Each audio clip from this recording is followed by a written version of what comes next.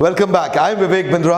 I am a motivation speaker, leadership consultant और business coach. मेरी इच्छा रहती है कि आपको इस चैनल के माध्यम से सारे वो पावरफुल टूल्स और वो सारे बिजनेस के मेथड्स और प्रोसेसेस आपको शेयर करता रहूं। तो बात करूंगा मैं कि एक ऐसे इकोसिस्टम बिल्ड कर देते हैं कोऑपरेटिव सोसाइटी। कोऑपरेटिव सोसाइटी ये जिस प्रकार private limited company, public limited company, partnership company, LLP या प्रोप्राइटरशिप, इसी प्रकार इसको भी एक लीगल स्टेटस दिया गया है।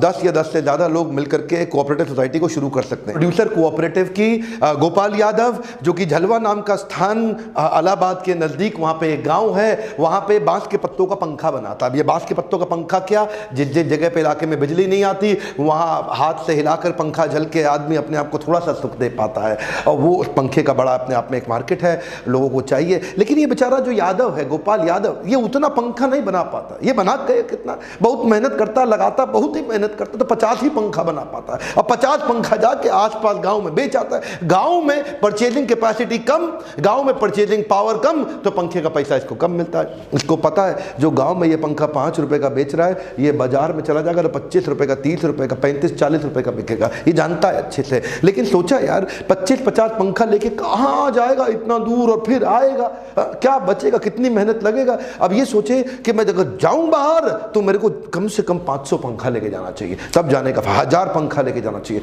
तब जाने का फायदा हो। अब ये सोचा 1000 पंखा बनाऊं कैसे, मेरे पास मशीन नहीं है, मेरे पास मैन पावर नहीं है, मेरे पास कैपिटल नहीं है, मेरे पास इंफ्रास्ट्रक्चर नहीं है, मेरे पास तो कोई जमीन नहीं, मेरे पास तो कुछ भी नहीं है, मैं कहां से 2000-5000 पंखा बनाऊं।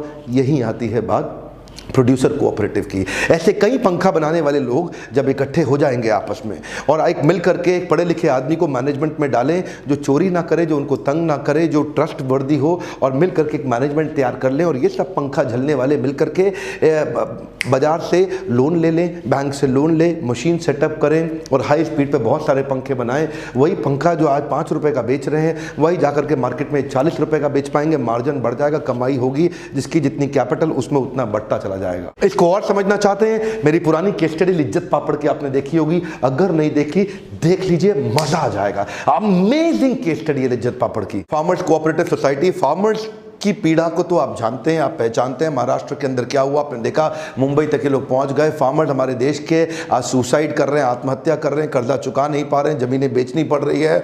क्यों ऐसा हो रहा है? क्योंकि उनको ठीक पैसा मिल नहीं पाता उनके लिए मार्केट में। तो आज एक कहानी शुरू करूंगा। साउथ कश्मीर का एक प्यारा सा इंसान गुलाम मोहम्मद, इसके पास एक भैंस थी जिससे ये उत्पादन करता था 12 लीटर दूध का। ध्यान दीजिएगा, 2 लीटर ये घर में यूज करता था, 10 लेकर के बाहर बाजार में जाता था कि भैया 10 लीटर दूध मैं बेचना चाहता हूं, क्योंकि इसको उत्पादन में मेरा को कुछ खर्चा लगा, वो खर्चा निकलेगा, कुछ पैसा बचेगा। जिसको ये दूध बेचने जाता था वो उसको 18 रुपए लीटर देता था। कहता था मुझे मार्केट में जाना है, मुझे आगे जाकर के देना है, मेरे खर्चे हैं, वो उसको 18 देता था। 18 रुपए लीटर में इस 18 रुपए लीटर इसको मिलता था। मार्केट का रेट 40 रुपए लीटर का था। बीच का पैसा वो मिडिलमैन बीच में खा जाते थे। अब ये उनसे बहस करे तो वो माने नहीं, इसका अपना खर्चा भी ना निकल पाए। तो एक दिन गुलाम मोहम्मद ने सोचा क्यों ना ऐसा करूं कि मैं खुद ही शहर चले जाऊं और मैं खुद जाकर के शहर में दूध बेचा। उसमें क्या दिक्कत है, बीच में मिडिल मैन की मुझे जरूरत ही नहीं। अब वो शहर जाने के लिए उसको चाहिए थी मोटरसाइकिल। मोटरसाइकिल वो खरीदने गया वहां पे साहूकार से मोटरसाइकिल खरीदने गया, तो वहां पे उसको 5% ब्याज पे उसने मोटरसाइकिल दी, यानी कि कर्जा दिया जिससे मोटरसाइकिल खरीदे वो।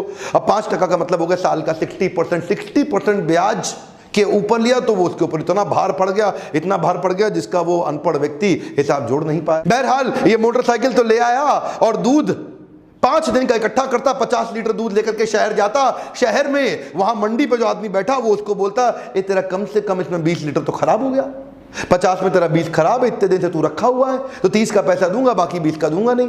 वो 30 का इसको थोड़ा बहुत पैसा और देता था, और 20 जो बाकी है उसमें पानी मिला करके वो खुद बेच के खुद मोटा पैसा कमा लेता। गुलाम मोहम्मद अभी भी परेशान, बोला मोटरसाइकिल खरीदी, वहां पे लुटा मैं कर्जे के चक्कर में। पहले मैं लुटता था, वो 18 रुपए लीटर देता था, अब लुटता हूं, ये आधा दूध वापस देता है, उसकी भी कीमत पूरी नहीं देता, और मेहनत पूरी करता हूं। मैं भैंस के बाद और भैंस खरीदना चाहता हूं, मेरे पास कोई जुगाड़ ही नहीं। दुखी परेशान गुलाम मोहम्मद अपनी सारी समस्या, अपनी सारी पीड़ा अपने मित्रों को आसपास गांव में बताता था, उनसे पूछता था समाधान। तभी पता चला एक ऐसी संस्था आई है, उनके गांव के पास, जो उसके जैसे कई लोगों से दूध इकट्ठा करती है, मिल्क प्रोक्योरमेंट करती है। और यह संस्था 18 रुपए लीटर नहीं देती उसको दूध का, 20, 25, 30, 35 रुपए लीटर देती है उसको, नहीं थोड़ा और ज्यादा, 40 रुपए लीटर नहीं, और ज्यादा 45 नहीं, 49 रुपए लीटर दूध कब मिलता है गुलाम मोहम्मद को।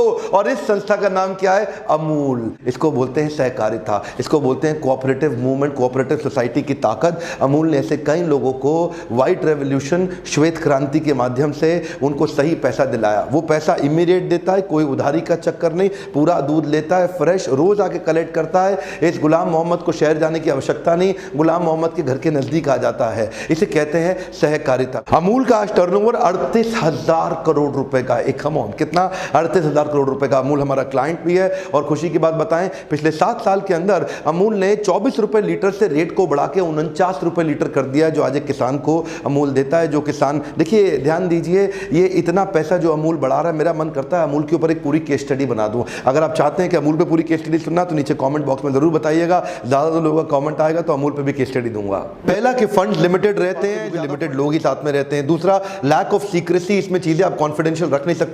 जो मेंबर्स हैं उनमें हर एक को हर एक चीज पता रहती है, इसलिए कंपनी की स्ट्रैटेजी बाहर चली जाती है। अगला है, पब्लिक को कॉन्फिडेंस आता नहीं है, क्योंकि कई बार कोऑपरेटिव सोसाइटी के लोग पैसा लेके उड़ गए, निकल गए, या धांधलेबाजी कर गए, या टॉप पे बैठे लोगों ने कम पढ़े लिखे लोगों का बेवकूफ बना के उनके पैसे का दुरुपयोग कर लिया।